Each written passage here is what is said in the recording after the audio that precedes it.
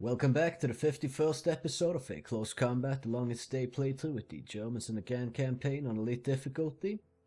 We're now on turn 4, which is actually turn 5 because the first turn was called Night, and I'm kind of waiting for another night to appear, but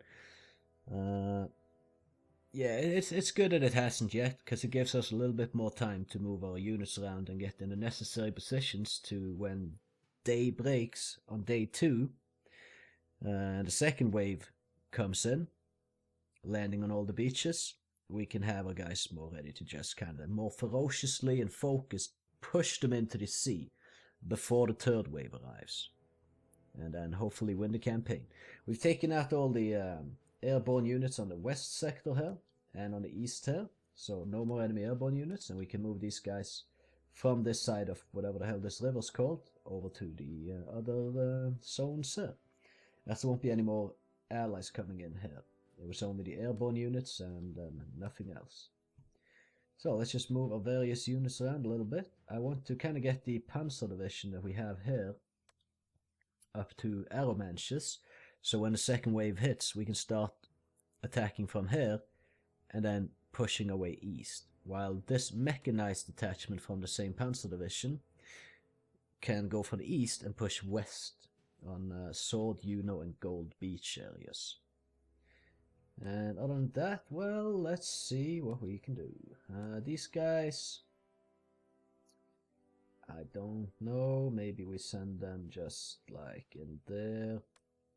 These guys over here. And the thing is, Dog Green, like, we can keep defending it with the units we have, because we've been doing fine doing that. But the thing is, we can also get a stronger team in here and cause some damage to the enemy. But it doesn't really serve any purpose to wipe them out into the sea yet. I don't necessarily think so.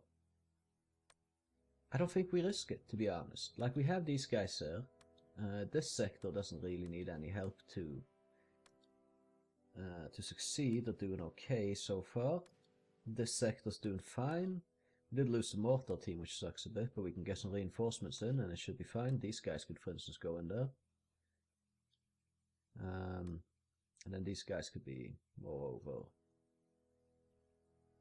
We could send these guys there, I guess. Then we could start attacking this from another. Because I don't want to. We'd come in here. I don't want to do that. I would rather come in here. That seems a bit. Because when we. It seems better. Because when we move these guys out, right? Then we relinquish the ground that they have claimed. And then we can retake that ground with the other guys. But it's stupid, because we can't reinforce the sector. You can in Last Stand Arnhem, the next close combat game, but in this game you can only have one battle group in one sector, which makes reinforcing a fucking joke. Because you have to give away what you already own to be able to send in reinforcements. Anyway, we got the Rangers here that we had a serious fight with in Point de Hoc.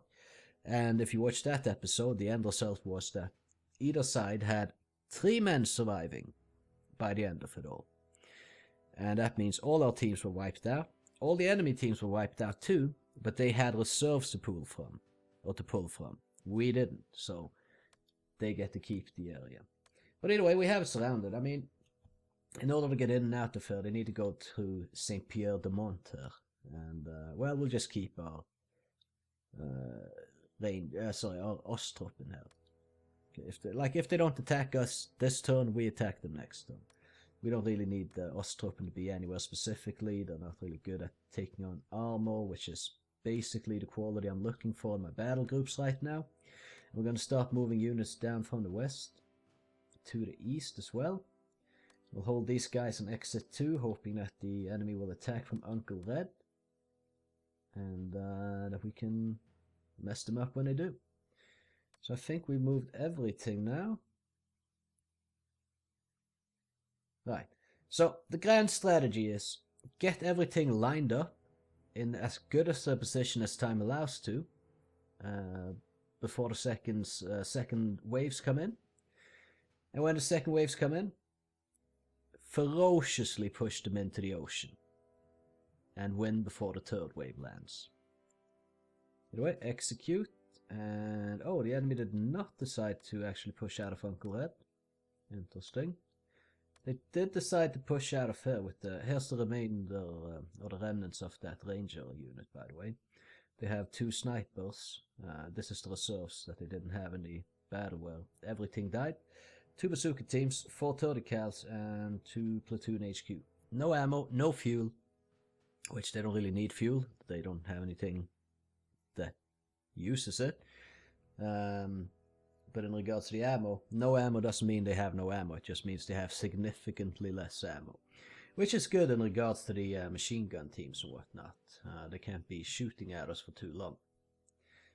And we're getting like a second line of defense lined up around the beaches there, which is good. Well, there's going to be some interesting fights this time around, I think. So let's hit next. And the first one will be in Tare Green. And I'm going to try to do the same that I've done the last couple of times, sir. Which is nothing, basically. We only have the flamethrower team that can actually take on enemy armor. Well, except for the subtrupp, that the grenadiers have a Panzerfaust each, but that's not significant. So what I'm going to do, I'm going to set up the same way that I've done the previous times, and we're going to hope the AI does not actually move off the beach, like it hasn't the last 2 times, because we've deployed so far back, they just couldn't bother, or whatever the reason may be. Just going to put various units on various positions, and even if they do push through, I just need to hold here for... I mean, I could counterattack now if I wanted to, but I don't want to just yet. But either way, this should be fine, and the bet is that the enemy does not move off the beach. Because they haven't in the past. We fought them the first time from up closer, and I'm not sure if we did too much damage to them doing that, but they took out their anti-tank capabilities except for the flamethrower team. So we cannot continue fighting them on the beach. That's just suicide.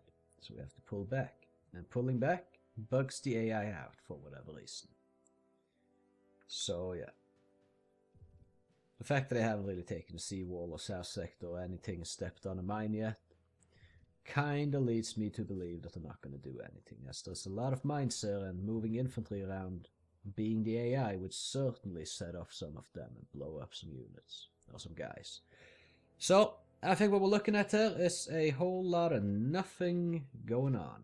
So I'm gonna AFK it. I'll be back in 15 minutes to just ask for a truce and move on with my life, I guess, because the AI be bugging. What can I say? I'm gonna exploit it.